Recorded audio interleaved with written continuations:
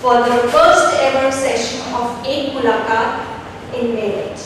I, Anshu Mehra, welcome you all to a fascinating Ek Mulakat event in Meerut.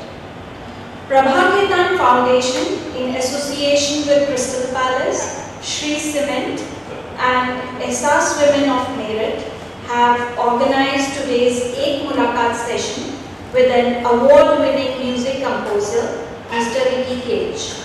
Mr. Kej will be in an engaging conversation with our conversationalist, Ms. Dipali Basi. A warm welcome to both. Foundation's cultural offerings based on good, heart-to-heart and free-flowing conversation are the pulse of the foundation.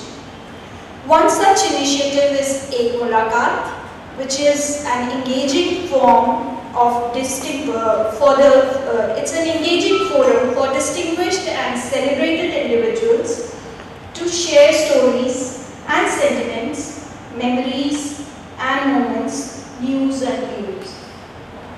This multifaceted in-conversation initiative under the culture and heritage vertical of the foundation calls for exclusive rendezvous with legends and stalwarts from varied walks of life apart from the literary world. Ek Mulakat focuses on encouraging intellectual stimulation and enhancing knowledge. Eminent personalities come in conversation with patrons and associates and have a rendezvous on social, cultural, philosophical, economic and current issues of the modern times. Audience get to enjoy a slice of life of an artist, achiever, cultural Africano or thinker. It's an absolute pleasure for me to introduce Mr. Ricky Kej and our conversationalist, Ms. Dipali Basi, a 2 times Grammy Award winner, US Billboard #1 artist, GQ Hero 2020. Mr. Ricky Kej is an internationally renowned Indian music composer and environmentalist. He has performed at prestigious venues in over 30 countries, including the UN headquarters in New York and Geneva. Ricky has won over 100 music awards in 20 countries. He serves at the UNESCO MGIEP, that is Mahatma Gandhi Institute of Education for Peace and Sustainable Development, Global Ambassador for Kindness, UNCCD Land Ambassador, UNICEF Celebratory Supporter, and Ambassador for Earth Day Network. Recently, he has launched a noble initiative with Prabhaketan Foundation called Rewear for Earth, which is a brand new initiative on sustainable fashion. The mission is to raise awareness on eco-friendly ventures that bolsters commitment towards nature conservation. Ms. Dipali Basi is an Ehsaas woman of Delhi. She is a successful professional in her domain of work and is an eager cultural enthusiast. Now I request Ms. Dipali Basi to start the conversation. Over to you, Ms. Basi. Please switch off your phones or put them on silent and let's enjoy the evening. Thank you. But in your second Grammy acceptance speech, you were caught off guard. When Stuart Copeland, who collaborated the album with him, he was supposed to be making a speech, and he decided to change his mind and ask you to make that impromptu speech. And it was in that speech the world saw your earnestness, they saw the sincerity towards your cause, and how you're being a true Indian spirit. Take us through those moments. Tell us about the words you used in your acceptance speech and what significance they hold in today's times. So I think I'll have to move a little bit back. So Stuart Copeland is a gentleman who is my childhood idol. I grew up literally with pictures of him on my walls and listening to his music. So for those of you who do not know him, he was the drummer of the band The Police, the band which had Sting in it. He was the founding member of The Police and is considered very widely to be the greatest drummer in the history of music. So that's how big he's sold 75 million copies of his albums, and he's already won 5 Grammy Awards in the past, and also composed music for 50 Hollywood films, including Oscar-winning movies, like Wall Street, the film with Michael Douglas, Highlander, a bunch of other movies. So I've always idolized him my entire life, and I got to collaborate with him on this album, and maybe we'll speak about the collaboration a little later as to how that happened and all of that stuff. So we worked with each other for a year on that album, and you know, hundreds of Zoom calls, hundreds of phone calls, hundreds of messages, because it was a pandemic album. The album, we started working on it in 2020, and we completed the album in June in 2021. So I could not travel to him, he could not travel to me, so we both, I would sleep in the mornings and I would stay awake at night so that we could sync our sleep timings, because he was in Los Angeles. And we would work on the internet and using technology, and we recorded that entire album. So after a year of working with him, we became really close. He's 70 years old now, but he feels a lot younger than me, and a very energetic, very youthful person, and as I said, filled with energy. So the thing is that, so we would speak to each other. He's got 3 children who are older than me. So he had this sort of, even though he never admitted, he had this sort of like a fatherly, you know, vibe with me, and I really loved that. And we became really close during that time. We released the album in June of 2021, actually July of 2021. The album was hugely successful all over the world, and you know, and we ended up getting nominated for the Grammy Award that happened in December in 2021. And so that was huge that I got to get nominated for the biggest music award anywhere in the world, you know, with my childhood idol. But I had not even met him in person till then. I'd never even met him in person, never seen him face to face. So what happened was that the Grammys were in April the next year, and the idea was that we would meet each other in Las Vegas, you know, for the Grammys. And then he called me up and he told me that, no Ricky, I've got this concert in Nashville, which was a week before the Grammys. He's like, you fly into Nashville, let's spend some time over there. So I said, fine. So I flew into Nashville. I attended his concert. After the concert, I went and, you know, and I met him. I met him at the after party, and that was the first time we met face to face. It was a very emotional moment for me. We hugged each other, and you know, and it was a nice culmination to that 1 year of working together and all the successes that the album had received. And we spent some time in Nashville. Then after that, we flew to Los Angeles, spent some time over there with him, met his wife, and then after that, we went to Las Vegas for the Grammys. Now coming to your question, so what happened is that the Grammys always, throughout all these years, had a very strict rule that you get only 2 minutes on stage for your acceptance speech, and there is no way to find out if you won the award before the actual ceremony. The first person who comes to know who has actually won the award is a celebrity that opens the envelope. So that's how it is for the Grammys and for the Oscars. So what happens is that even the printing of the envelope is an automated process. So not even the people at the Grammys know who has won. So that is how they keep themselves insulated from lawsuits and things like that. So everything is an automated process, including the tabulation and everything. So anyway, so they said that if you won, then you come up on stage and you get 2 minutes on stage, and if you've got 5 members of the band, let's say like a band like Metallica wins, so they've got like 4 members, so they, each of the members can speak, but exactly at 1 minute and 45 seconds, the music will start playing. There's a conductor who will start playing music, the music will start soaring, and at exactly 2 minutes your mic will be cut off, and we don't care who you are, but your mic will be cut off, because it's a live television program, and they cannot afford to go overtime, because they've got a certain slot, you know, and they have to fulfill that slot. So anyway, so we had decided that he'll take half the speech, I'll take half the speech. And this was many days before the Grammys. And then a couple of days before the Grammys, they sent us an email saying that this year things change. And it is 45 seconds, and only one person can speak. And they also specified in the email that if the first person speaks and takes 10 seconds, then you forfeit the 35 seconds, because if a second person comes in front of the mic, they're going to shut off the mic. So it's one person and 45 seconds, that's all. So immediately I told Stuart that you have to take the 45 seconds because you're a legend and it'll look really odd if they say the winner of the Grammy is Stuart Copeland and Ricky Kej, and if I'm speaking and you're just standing in the corner and and listening to the speech. He was against the idea. Then I told him that it's better for me if you praise me on stage rather than I praise myself, So he understood that and he said, okay, I'll come up with something good.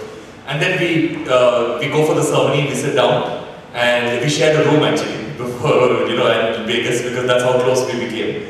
And then we attended the ceremony, and they called out the category, and we ended up winning. We go up on stage.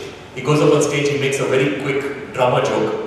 And of course I touched his feet as soon as we went on stage, and he thought I must have dropped something. Later on he knew what the significance of it was.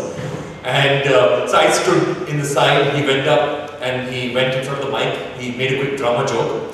What I did not realize is that he immediately recognized the conductor of the orchestra. The conductor of the orchestra is somebody who he hires very often for his music.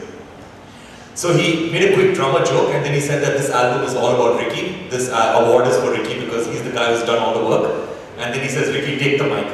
And then immediately I'm wondering that they're going to shut off the mic right now. And because it happened once before in the ceremony.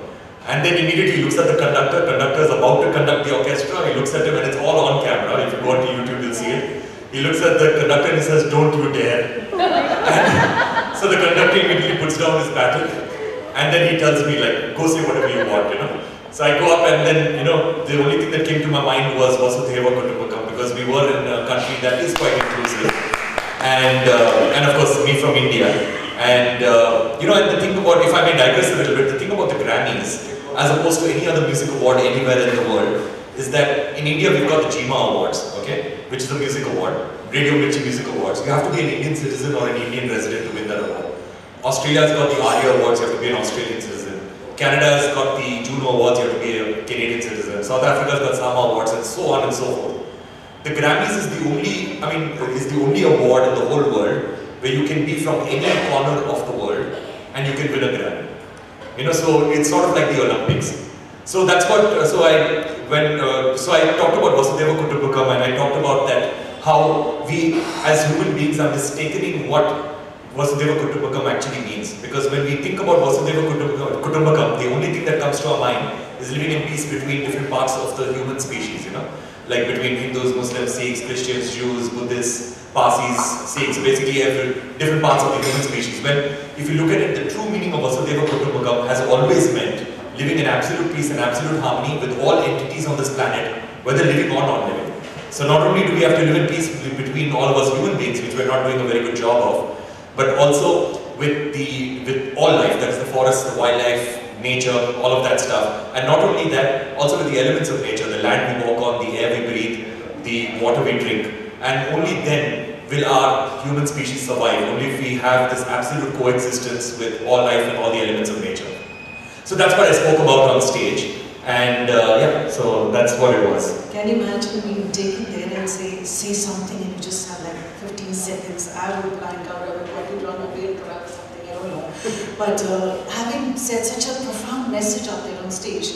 Now, this was your second Grammy win. The first Grammy win, when you received it, and I don't know whether you know this, you're the first ever Grammy Award winner to recite Sanskrit shloka for his acceptance speech. So the first Grammy win, he goes up on stage. He gives a big shout out to our Honorable Prime Minister, Mr. Narendra Modi. He was just elected at that time, yeah. Yeah. And then he goes and he says, Om Asantu Masadamya, Om Shanti Shanti Shanti. Now, in a platform where not many people understand Sanskrit, what is the message you wanted to convey to the world at that point of time, and why in Sanskrit? So of course, the shloka itself, as we all know, it means lead us from darkness to light, from ignorance to knowledge, and from death to everlasting life. So that's basically what it means. But the thing about Sanskrit is that the beauty of that language is that you actually don't have to know the meaning of anything, And that's why most of my music is in the Sanskrit language. Because the Sanskrit language itself has got a poetry and the words have got an energy of its own. That you can just recite Sanskrit and people get an emotion out of it.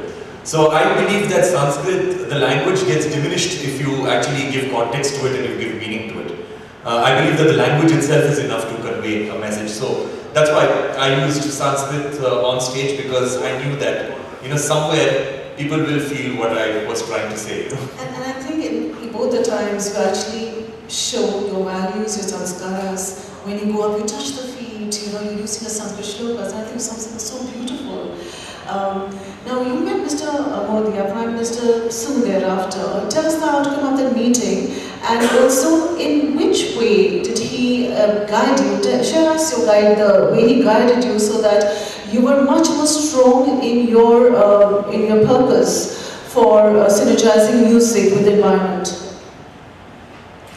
So, I've always been an environmentalist since the time I was a child, even before I knew the meaning of it. I've been always two things, a musician and an environmentalist. So anyway, after winning my first Grammy Award, I received a call from the Prime Minister's office that he wanted to meet. We fixed a date, and I went and met him. So the meeting was supposed to start at 10 o'clock in the morning, 10:30 in the morning, sorry.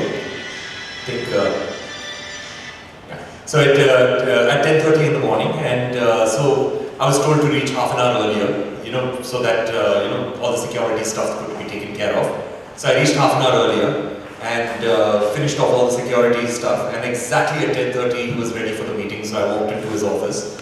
And I was told that it's going to be just a simple photo op, like about a 5-minute thing, and we're going to take a photograph and that's the end of it, which also I was very honored for, because in a country of 1.3 billion people, it's nice that the leader of your country, the elected representative, has called you for a meeting.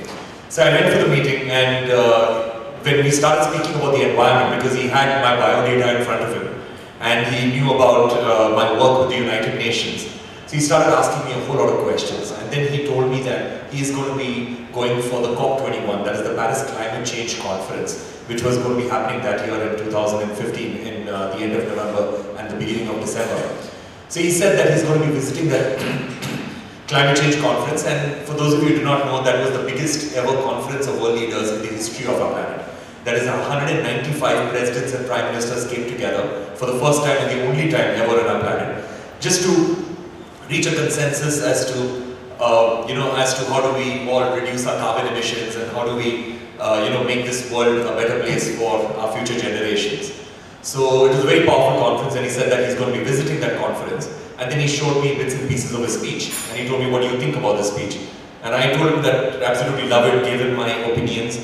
And then when we were talking about music, he was talking about his philosophies about the environment and what he plans to do, and the complications within India for him to get things done. That is when he told me that, you should make an album which is about, climate change, perspectives from all over the world, get as many people, musicians from all over the world, and bring them into this album, make it truly inclusive. And I will launch that album at the Climate Change Conference. And I was like, wow, that's amazing.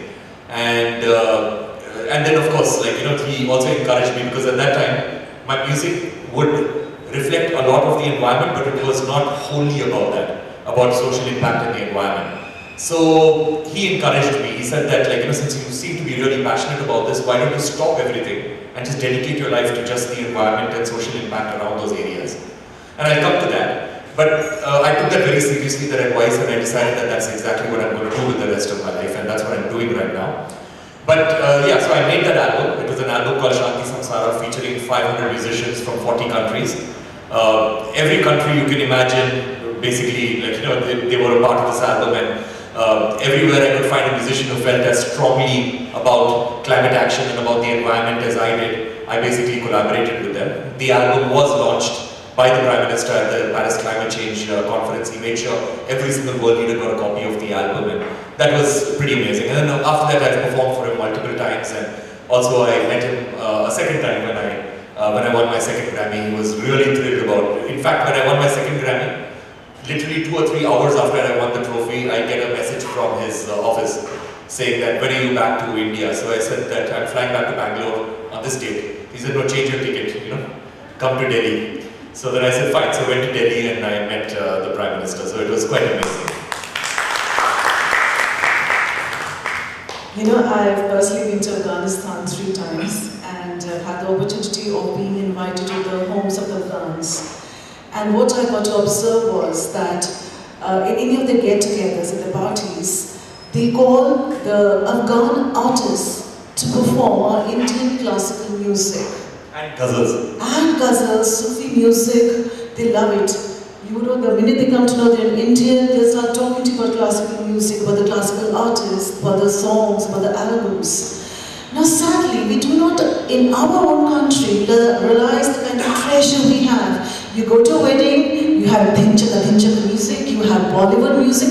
Bollywood rules in India. Now what you propose can be done to popularize and promote Indian classical music in Indian society and in our homes? So that's a very complicated question because the thing is that, okay, let's put it this way. There is something that I've coined, and you may have read about it, that the Ravi Shankar syndrome. That's what I call in India, the Ravi Shankar syndrome. And I was really wanting you to use that syndrome because I want to hear it again, and somewhere feel. Do you think we should ask the audience? Yes, I'll do that. So the thing is that it's called the Ravi Shankar syndrome. Now, everybody knows who Pandit Ravi Shankar was, right? The greatest sitarist ever. In fact, one of the greatest Indian musicians ever in the history of India when it comes to classical music. When it comes to the classical music landscape of India. Daughters, Anushka Shankar, Nora Jones, Bharat Ratna winner, all of that stuff. Can anybody name an album of his?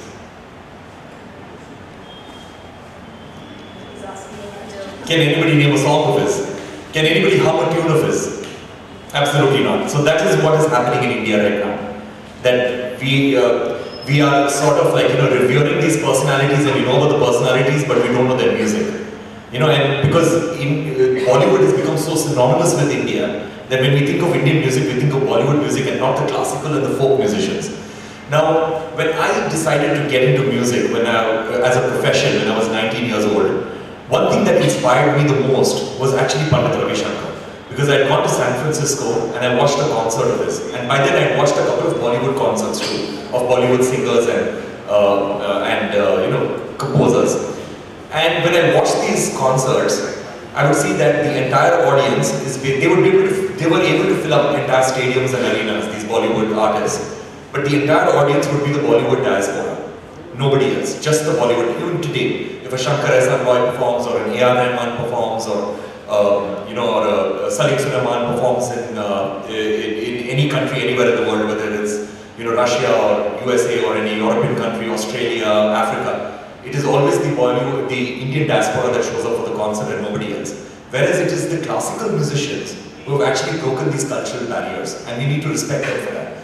Like when I got to this Pandit Ravi Shankar concert, and of course I went to 3 others after that of his. But the first concert when I had gone in San Francisco when I was 19 years old, it sort of hit me like a bullet, where the demographic of the audience within the hall was very representative of the demographic of the city itself. Like if the city had an 80% Caucasian population, there was 80% Caucasian population inside the hall. If it was a 5% Asian population, 5% Asian population inside. So that is how it was. And all of them were enjoying the music. So he had truly broken cultural barriers.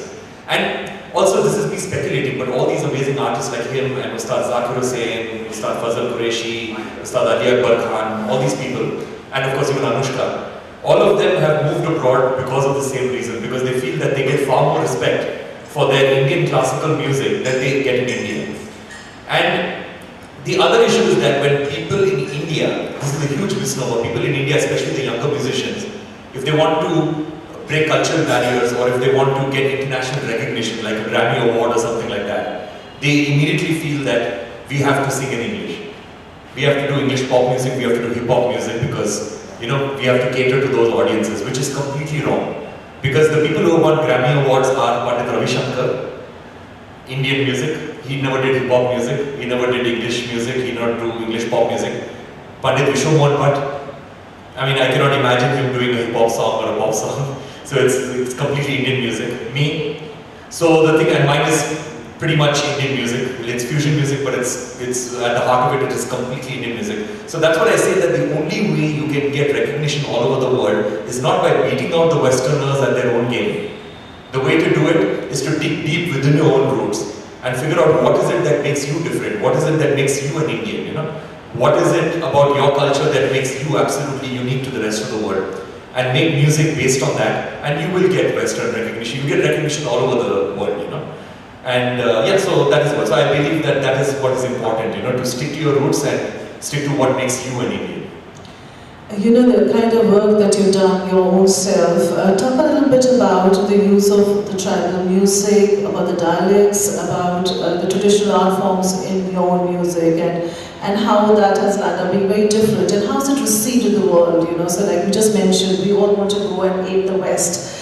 But here you have actually dealt with it, you've embraced what we have, the wealth of music and the art forms that we have in our own country, and synthesized that into your own music compositions and made it brilliant. So share with us your, and especially please, my special favorite, this is something that I would urge all of you to do. So while I was doing the research for Ricky, I was listening to his music, and I was alone at home, and the cameras and my children are abroad, so even they can see what the mother's up to. What they saw was the mom sitting and doing the work and getting up and dancing, and the dog were dancing with her, because I was listening to One with the Earth. It's beautiful. He has the farmers of the Araku Valley, right? And so tell us more about the music. So India, as I said, what's happening is that since India is becoming, when it comes to the musical landscape all over the world, it's becoming synonymous with Bollywood. So the only kind of songs that we have in India are basically love songs and item songs. There are only two kinds of songs. Now, there is a whole landscape when it comes to classical music, which I feel is quite definitive of what Indian music is all about, whether it's the North Indian form or the South Indian form. But even further than that, even older than that, is basically our folk music forms. And the folk music forms are not getting much respect because a lot of them are not living forms, and a lot of them, are the artists themselves that are performing them are sort of becoming extinct because of urbanization and and all of that stuff, and modernization, whatever those reasons may be. But so what I did was that I've been trying to collaborate with folk musicians as much as possible. So there was one which actually was supported by the Prabha Khaitan Foundation. I think you've heard of this author Vikram Sampath. Yeah, so Vikram Sampath and me, we did a film called Who is Baul? Basically to understand the Baul tradition. It was 4 years in the making, this particular movie. And we interviewed and we shot performances of the Baul musicians of Bengal, and to understand their tradition. So what we did is that we concentrated not on people or musicians who are using Baul music as a genre, but people who are actually living the Baul life. Now, just to tell you what a Baul musician is. So Baul musicians are in the Bengal region, and the thing about them is that they suffered their entire lives being of a lower caste. And it's a 1,000-year-old tradition. So 1,000 years ago, what happens are a whole bunch of these people who were suffering being from a lower caste, they decided that they wanted to go outside the caste confines. And they decided that our pathway to God is not through a middle person, but our pathway to God is through our music. And they decided to sing, not only for worship, and not only for getting God's attention, but also for their food. So they led cashless lives. So they would sing for every meal, they would sing for a cup of tea, or they would sing for a place to stay in the night, and they were wandering nomads. They would wander from village to village, and they would not have a home of their own. There are still some of these Bauls that are leading this life existing in Bengal, and that's why it took us 4 years, because they don't have cell phones, they don't have any way for us to contact them, no email IDs, no Facebook. So we have to really ask people in the villages, like where do you think they are right now, and then try to find them, And and that's why it took us 4 years to actually film this. It is currently on the Mubi platform, that is the British OTT platform, which is very famous for documentaries. Very soon we're going to be making it free for all on YouTube. We're going to be putting up that documentary. So it was very successful during its run. So the song that you mentioned was the One with Earth song. So now in Andhra Pradesh, there is sort of like a farmer revolution happening, which is called zero budget natural farming. Now, it's a method which uses age-old Indian techniques mixed with permaculture and mixed with modern techniques when it comes to natural farming. Now, this is not organic farming. This is natural farming, and the reason why it's called zero-budget natural farming is that there is nothing additional put into the soil other than items and things that are available within the region. So that is why it's not something that you can have a blueprint of and then replicate that all over India. Every region has to have a specific specific technique which is indigenous to that particular region. So currently in Andhra Pradesh, there are 6.5 million farmers in Andhra Pradesh and there are 8 million hectares of farmland. So which means that you can see like every farmer has got very small holding farms and it's usually family run. So the idea behind zero budget natural farming is to give the farmers food security because it's a multi-cropping method. Second thing is that when you have your first harvest, after that farming is completely free of cost. Because you collect the seeds and and all of that stuff, and the manure is living manure and things like that, living fertilizer and living soil and stuff. And and of course, the thing is that when I went over there and I met these farmers who are practicing this method, they would tell me these simple things which are so important that their children can just walk into a field and they're not coughing anymore, because of all there's no pesticides and things like that. And also they can just pluck out a fruit and they can eat it without even washing it, because they're not spraying it with all these fertilizers and these chemicals and things like that. So a lot of people who have transitioned their soil to the zero budget natural farming are the tribal farmers. So I stayed with these tribal farmers in places where there's no electricity, there's no sewage and things like that. So I stayed with them and they've got songs that have been passed down from generation to generation. Songs are more than 3,000 years old, that's what was told to me.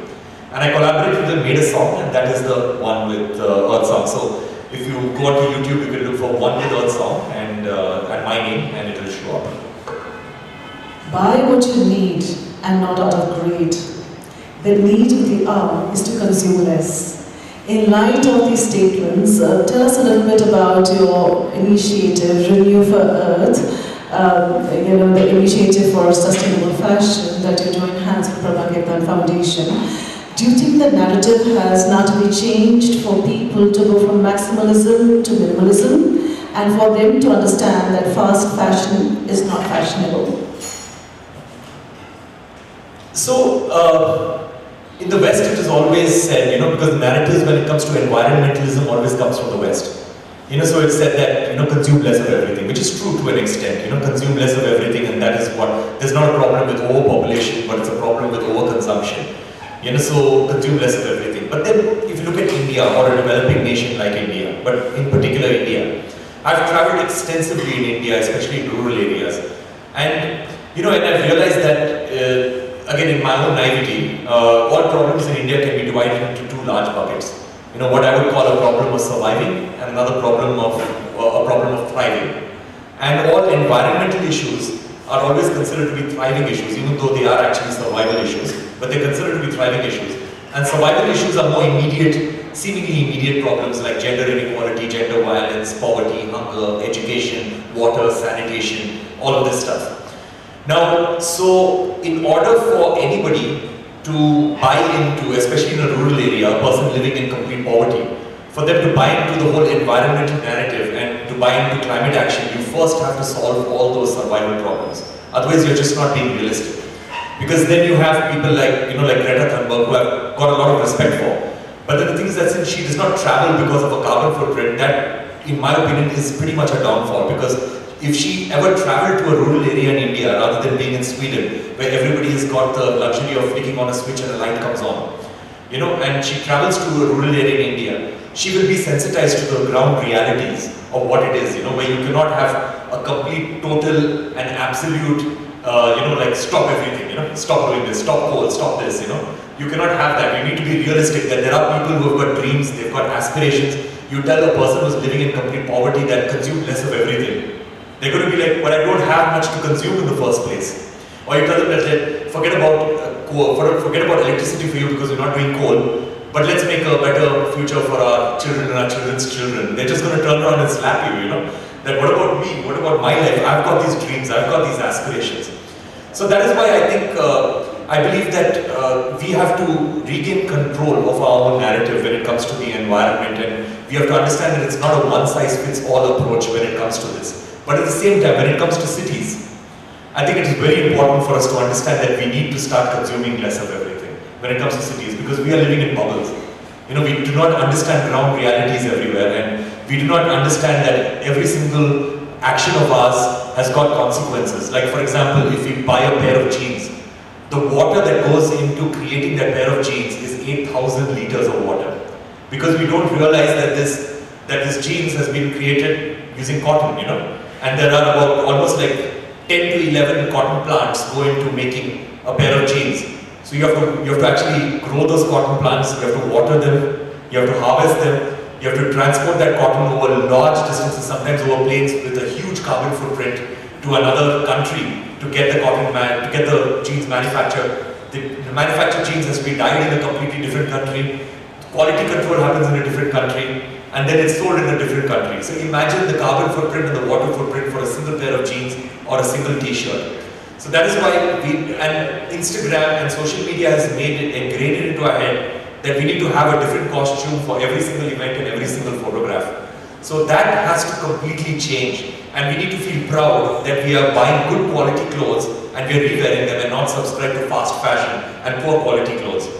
Also, even if a clothing company advertises that what we are manufacturing is 100% cotton, it is not true. There will always be some amount of polyester blend in every single thing, because it's not, because the way things are manufactured right now and the way things are shipped and the way things are created, it's not possible to have 100% cotton and 100% biodegradable material. When you put these clothes into a washing machine, the plastics leach out and it becomes microplastics. Obviously that is not recyclable. All of this finds its way eventually into the ocean. It goes into the groundwater, goes into the lakes or whatever, but somehow it finds its way into the ocean as microplastics. Now these poor sea animals, they basically, evolution has taught them that you open your mouth, take in the water, drain out the water, the rest is going to be organic material, and that's what we eat. 100 million sea animals die every single year from ingesting plastics because their intestines are lined with plastic. 100 million. And 1 million seabirds die every single year from ingesting plastic. And most of it is microplastics, which is coming in from fast fashion. So that is what it is.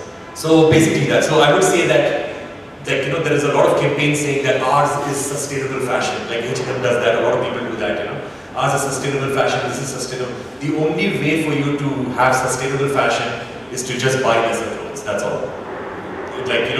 Buying sustainable fashion, it helps to an extent, but even sustainable fashion, buy lesser of that.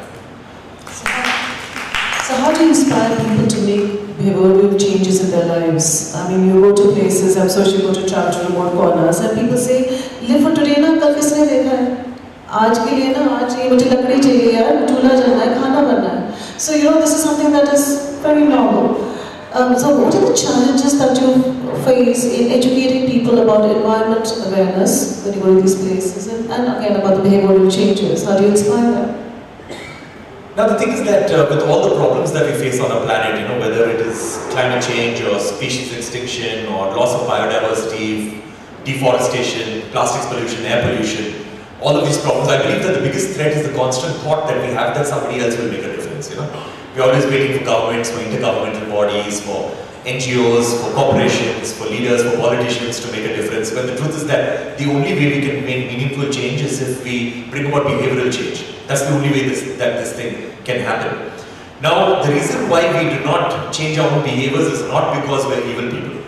It's simply because we have not empowered ourselves to believe that the small, tiny, incremental change, the really micro, incremental changes that we make within our lives can actually make a difference. Because the thought is that if I buy lesser clothes, what difference will it make? Or if I stop my use of single-use plastics, what difference will it make? Or if I stop my dependence on fossil fuels, what difference will it make? But the truth is that that is all that matters, that if we just change ourselves, because everybody talk about changing the world, people rarely talk about changing themselves. Now, how do you inspire people to do this? Now, you can make 1,000 speeches like I'm doing right now and it will probably not make a difference, because everybody at some level is aware of all the problems that we face. Maybe not at an analytical level, maybe not at a scientific level, but at some macro level, everybody is sort of aware of all the problems that we face. But the golden question is, how do we convert that awareness into action? So the question is not about how do we make everybody aware of this, The golden question, how do we convert this awareness into creating action? So that is where I believe the arts plays a very important role.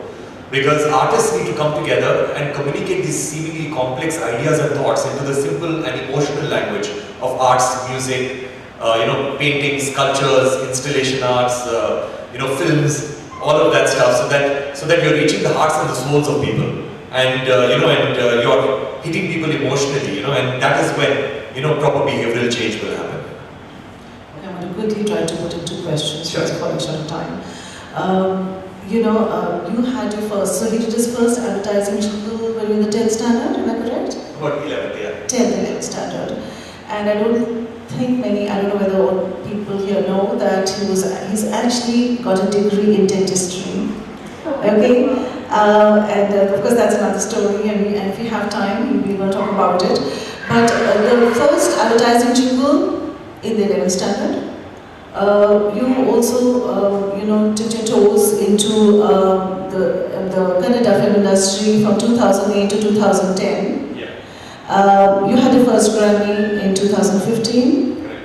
Shadi Samsara followed, ensued, and then now you have got the second Grammy win. How has Ricky Kej changed through the years? How has his mindset changed? How have you evolved? Where both music and environment is concerned. I want to know your whole journey and from where you started to where you are today. So I've always been a musician and an environmentalist, as I mentioned, and even while I was growing up, my parents knew that music was something that was very dear and important to me.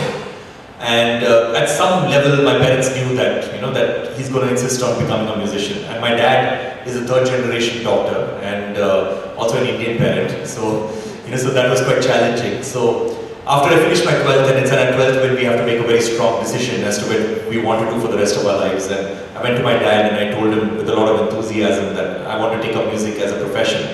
And he was furious because he was like, this is not a profession, it's a hobby, And what are you going to do for the rest of your life? And after a lot of fighting and a lot of heartache and a lot of arguments at home and things like that for a couple of months, that is when my father and I reached a compromise that I would finish off a degree in dental surgery. And once I get that degree, then he will never question me again for the rest of my life. So we made that very strong deal and a commitment. So I went to 5 years of college, and in the mornings from 9 to 5 I would be studying dentistry. I would skip my lunch every single day so that I could study every day in college because I wanted dentistry to remain within that 9 to 5. I did not want it to leak over. And from 5 o'clock onwards I would be in some studio and I would be recording music because my professional music career had already started. Through my dentistry I was already making a very good income through music. So my parents knew that this is the direction he's going to take. But they were very scared that I may drop out of dentistry, so they were constantly pushing me. At the end of 5 years, I did not know anything about dentistry, but I got a degree. And I very ceremoniously went to my father and I gave him the degree and I became a full-time musician after that. So how I've changed is that my music has always been representative of who I am. Because, again, talking about Bollywood, when I was 19, as I told you, I had seen a Pandit Ravi Shankar concert. The other thing also I realized is that if you get into Bollywood, then you're making music that does not define you as a person. Like I'll give you an example. Vishal Datlani from Vishal Shekhar, a very close friend of mine, a really strong-minded person, constantly talking about gender equality and things like that, and he feels very strongly about these things. His most famous song till date is Sheila Ki Jawani. And it is and he's written the lyrics of that song too.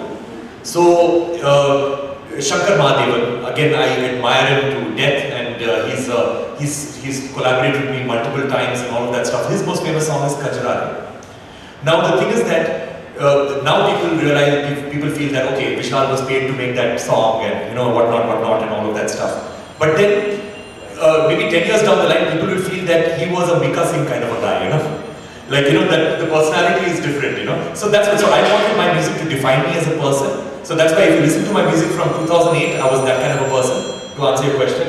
If you listen to my music from 2010, I was that kind of a person. If you listen to my music from 2020, I was that kind of a person. So my music defines me as a person. You're a quite a person, you like to be with nature, and all of a sudden the focus is on you, the limelight is on you, and you gain this international acclaim and recognition as a global musician. So how are you taking this different facet of something that you're not used to personally? How's this limelight and getting to focus changed? Is this some change and are you coping with it? We discussed this earlier that when it comes to awards, each award is a platform. People very often say that, oh, I don't like awards and I'm not into awards. But I think awards are extremely important because the thing is that it depends on how you take it. You could take it with a lot of vanity, saying that I'm the best in the world or whatever. But or you could take it as a platform, to do bigger and better things, to make better music, to collaborate with better musicians, to learn from them, and to also, like especially my music, all of my music has got a very strong message to spread that message far and wide. So that's how I look at every accolade. Has it put extra pressure on you to have receive the third Grammy? No, not at all. I think 2 is good enough. 1 was good enough because 1 itself was sort of like an unattainable dream. And then when the second one happened, it was just absolutely amazing, obviously. And tell us about your upcoming projects, in terms of with the traditional artists, in terms of again with your collaborations with both Indian composers as well as international composers. So right now I'm not recording anything new right now. I'm just going to be traveling around the world and doing concerts. Since the pandemic seemingly opened up in February, the thing is that travel opened up. I've already done I think about 13 countries this year, and going to be doing at least another 6 or 7 by the end of this year. So trying to travel, spread the message far and wide. All my music, as I said, is about the environment and positive social impact. So trying to inspire audiences through my live concerts. So that's basically what I'm going to be doing, and of course I'm going to continue working with folk and tribal musicians, and and hope that it builds into something bigger and better. So I think we have time for anything more. Okay. So today as I leave here, he just talked about Stuart Copeland at the beginning and about how he had posters of Stuart Copeland in his wall when he was growing up. I must tell you that in the May of this year, I met up very briefly, that also I went and stood next to him like a fan for a photograph in the India Ideas Conclave in Bangalore. And I looked at him and I said, I wish I could interview him, and here today I'm sitting. So this is just a message to all of you, try it out to the stars, maybe you'll get what you want. He got the Grammy, I got to interview him. And also, it's not always true कि doctor का बेटा doctor बनेगा multi-time award winner. So thank you so much. Thank you so much. And thank you so much. But my dad, even now he does that, that when we go for any of our meetings with relatives and all of that stuff, like weddings and stuff, so people come up to me like relatives and like, oh, so good, like so proud of you, you won a Grammy award and I love your music. And my dad comes in and he's like, but ye doctor bhi hai. Can I just put a quick question there, which I think, I'm so sure lots of you have children who would have interest in music. What is the message you would like to give parents who have children who want to get into the music industry? So being a musician, this is what I always say, that being a musician or an artist in general, but in my case a musician, you cannot just be a musician. You have to be 3 things. You have to be a really, really good musician, number 1. Number 2 is that you have to be an entrepreneur because you're constantly selling something and that is yourself. And the third thing is that you have to have leadership capabilities simply because music or any art form is not an isolated medium. You have to work with a whole lot of people, with marketing teams, with production teams, with your own artistic teams and all of that stuff. So you have to have really good leadership capabilities. Now the thing is that if, as a parent, if your child has not been able to convince you that they can do a career in music and they can make money doing it, then probably it's not the career for them. Because if they cannot convince you, they cannot convince a million other people. So this is a very rude, advice, and it's the same for the kids also. That kids, if you're not able to convince your parents, and if you're not able to rebel against your parents and convince them enough, and you have that conviction without fear that that this is going to be my career, then probably it's not for you. Because it's a very, very difficult career to have. Thank you so much, Ricky, for this engrossing session and integrating session, and a big thank you to Prabha Ketan Foundation. And while I'm at it, we're going to take a few questions from... As citizens of India, we all should give him a standing ovation for making us proud, Actually, I don't... I don't sing it fast enough or not. So everybody is understanding that this is an issue, everybody understands that it is an issue. Whether they are acting on it or not, that's a different story, but there is a lot of awareness and there's a lot of understanding that there is an issue. It's just that we have to move there faster, that's about it. Is it too late? It's very difficult to say that. Hello. One, over it. Which one would have been the better option? Just one. No, but the thing is that the way that if you know how I look at it, you would have asked me that question because I look at them both as being one and the same. Because at the end of the But my question was, if it had to be one. no, I don't have to choose. Thank you. Thank you. Anybody else? All over the world. Could you talk about some of the struggles that you faced as a commercially or trying to find these people? I think you briefly pointed out about how the people in Bengal were difficult to face. But could you speak a little bit about the challenges that you faced trying to interact or trying to find and collaborate with various artists from the world? Actually, there has not been much passionate about a certain cause. Then usually these problems do not exist. The only problems happen about about figuring out timings and when they are free and all of that stuff. But otherwise, it's all good. And making music about the environment also. What I wanted to mention is that a lot of people ask me that that why don't you record sounds of nature, and put that into your music, like sounds of the forests and sounds of the birds and all of that stuff. And a lot of people are very good at doing that. But then when it comes to art forms, I believe that like when it comes to, let's say, visual arts, there is photography and there is painting. Now with photography, if I were to take a portrait of you, let's say, based on the lighting conditions and based on your mood at that time, it's a verbatim reflection of exactly that moment, based on the lighting conditions. Whereas if I were to make a painting of you, then a little bit of your personality comes into the painting, and it's a little more open to interpretation and it's a little more artistic. It's the same thing with my music, where if I'm trying to make a song about a forest that I've just visited, then rather than just recording the forest and putting that into my music, like what would be compared to, let's say, a photograph, I would rather use instruments like a sitar, a flute, and interpret the sounds of nature. So, and that's where I work with a lot of musicians all over the world to bring that into play. One challenge that I can tell you quickly is that there was this one project that I did, to answer your question directly, where there was this Algerian violin player who I was a huge fan of, and so I went to Algeria to record him, and we sat in a studio, and and I showed him the music, and we were unable to interact with each other because he only knew Arabic, and for me the only language that I know to speak well is English. So we tried to interact with each other. Our points of references were so far apart that we could not even sign language would not work. So it was a very frustrating experience overall, and I was almost going to give up on the recording. And then what happened is that I just opened up the piano and I started playing some stuff on the piano. Then he pulled out his violin and he just joined me, and he played. And we did that for about 2 hours, and that became a song called Rumi in my album Shanti Samsara. So it was just him reacting to my music. So they say, right, that if you cannot get through to somebody through language and through ideology, then you can get through to them through music. So the cliche is that music is a universal language. Everybody keeps saying that, but I've experienced that multiple times, as to how universal that language is. Cement Limited, Distinguished Associate, Crystal Palace, Media Partner, Dairy Jagran, and SR's Women of Meerut. I now request Mrs. Rana to come forward and felicitate Mr. Ricky Kej. It's not going to go in the ocean.